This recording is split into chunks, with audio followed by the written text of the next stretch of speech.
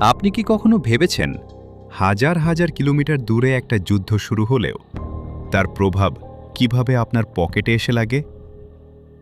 আপনি হয়তো আজকে বাইকে তেল নিতে গিয়ে লাইনে দাঁড়িয়ে আছেন, বাজারে গিয়ে দেখছেন সবজির দাম বেড়েছে, কিংবা মাসের বাজেট মিলাতে গিয়ে হিমশিম খাচ্ছেন। কিন্তু এর পেছনে যে কারণটা কাজ করছে সেটা আপনার আশেপাশে নয়, বরং অনেক দূরে, মধ্যপ্রাচ্যে। স্বাগতম টেকনো এক্সপেন্স চ্যানেলে।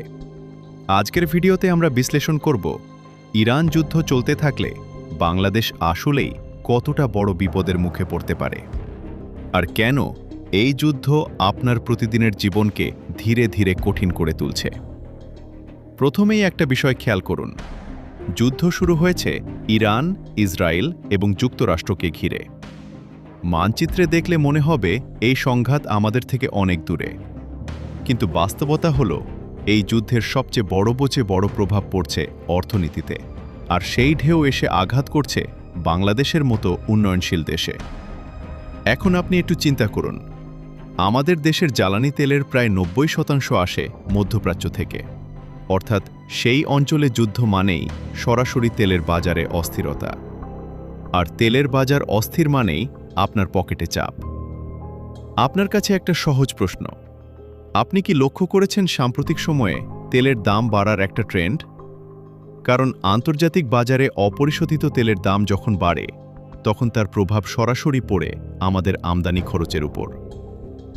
ভিডিওটা এখানে থামিয়ে কমেন্টে লিখে জানান আপনার এলাকায় কি তেলের লাইনে দাঁড়াতে হচ্ছে, আপনার অভিজ্ঞতা কি। এখন আসল হিসাবটা বুঝুন। যদি আন্তর্জাতিক বাজারে তেলের দাম ব্যারেল প্রতি মাত্র $10ও বাড়ে, তাহলে বাংলাদেশের প্রতি মাসে অতিরিক্ত খরচ হয় প্রায় $70 থেকে $80 মিলিয়ন। এই বিশাল অঙ্কের টাকা কোথা থেকে আসবে?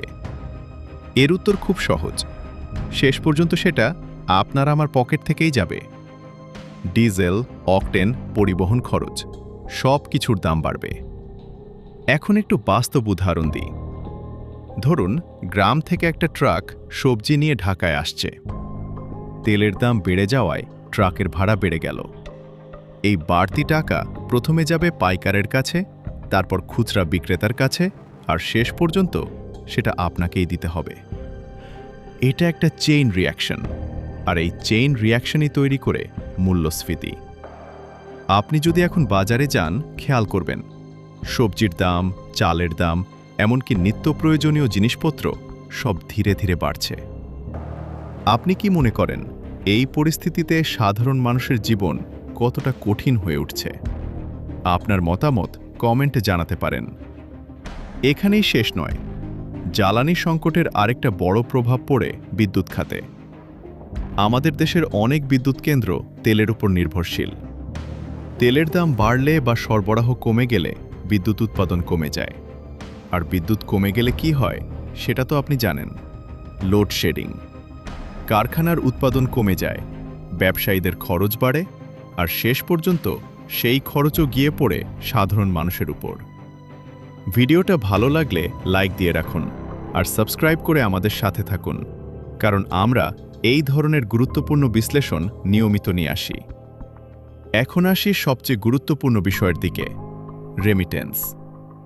মধ্যপ্রাচ্যের দেশগুলোতে প্রায় ৮৬ লাখ বাংলাদেশি কাজ করেন, যেমন সৌদি আরব, কাতার, কুয়েত এবং সংযুক্ত আরব আমিরাত। এই মানুষগুলোর পাঠানো টাকায় আমাদের অর্থনীতির বড় একটা অংশ চলে। কিন্তু যুদ্ধ যদি দীর্ঘ হয়, তখন কি হবে?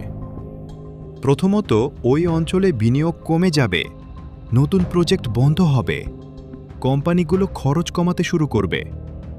ফলাফল, প্রবাসীদের চাকরি ঝুঁকিতে পড়বে। যদি তারা চাকরি হারায় বা আয় কমে যায়, তাহলে দেশে রেমিটেন্স আশা কমে যাবে।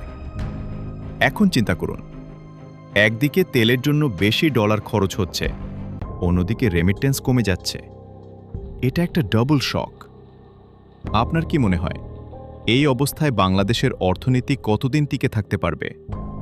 কমেন্টে জানাতে ভুলবেন না। এবার আসি রপ্তানির দিকে। অনেকেই জানেন না, বাংলাদেশ থেকে প্রচুর পরিমাণে সবজি ও কাঁচামাল মধ্যপ্রাচ্যে যায়, কিন্তু যুদ্ধের কারণে ফ্লাইট কমে গেছে। ফলে রপ্তানি প্রায় ৮০% কমে গেছে। অর্থাৎ একদিকে খরচ বাড়ছে, অন্যদিকে আয় কমছে। অর্থনীতির ভাষায় এটাকে বলে সবচেয়ে বিপজ্জনক পরিস্থিতি, এবং অর্থনীতিবিদরা এটাকে বলছেন কস্ট পুশ ইনফ্লেশন। মানে উৎপাদন খরচ বাড়ার কারণে সবকিছুর দাম বেড়ে যাচ্ছে। ফলে মধ্যবিত্ত আর নিম্ন আয়ের মানুষের জীবন সবচেয়ে বেশি কঠিন হয়ে পড়ছে। মাসের মাঝামাঝি গিয়ে বাজেট ভেঙে যাচ্ছে। এখন প্রশ্ন হলো, এই পরিস্থিতি থেকে কি কোনো বের হওয়ার পথ আছে? বাস্তবতা হলো, যদি যুদ্ধ পুরো মধ্যপ্রাচ্যে ছড়িয়ে পড়ে, তাহলে বাংলাদেশের মতো দেশের হাতে খুব বেশি অপশন থাকবে না। কারণ আমরা বৈশ্বিক অর্থনীতির সাথে গভীরভাবে যুক্ত। তবে কিছু পদক্ষেপ নেওয়া যেতে পারে, যেমন বিকল্প জ্বালানি উৎস খোঁজা, নতুন শ্রমবাজার তৈরি করা এবং দেশের ভেতরের উৎপাদন বাড়ানো। শেষ করার আগে আপনাকে একটা প্রশ্ন রেখে যেতে চাই। যদি এই যুদ্ধ দীর্ঘ হয়, তাহলে এর সবচেয়ে বড় মূল্য কে দেবে? বিশ্ব শক্তিগুলো নাকি আমাদের মতো সাধারণ মানুষ? আপনার মতামত অবশ্যই কমেন্টে জানাবেন। ভিডিওটি যদি আপনার কাছে তথ্যবহুল মনে হয়, তাহলে লাইক দিন, বন্ধুদের সাথে শেয়ার করুন, আর টেকনো এক্সপ্লেন্স চ্যানেলটি সাবস্ক্রাইব করে আমাদের সাথে থাকুন। কারণ আমরা আপনাকে বিশ্বের বড় বড় ঘটনার পেছনের বাস্তব সত্য সহজ ভাষায়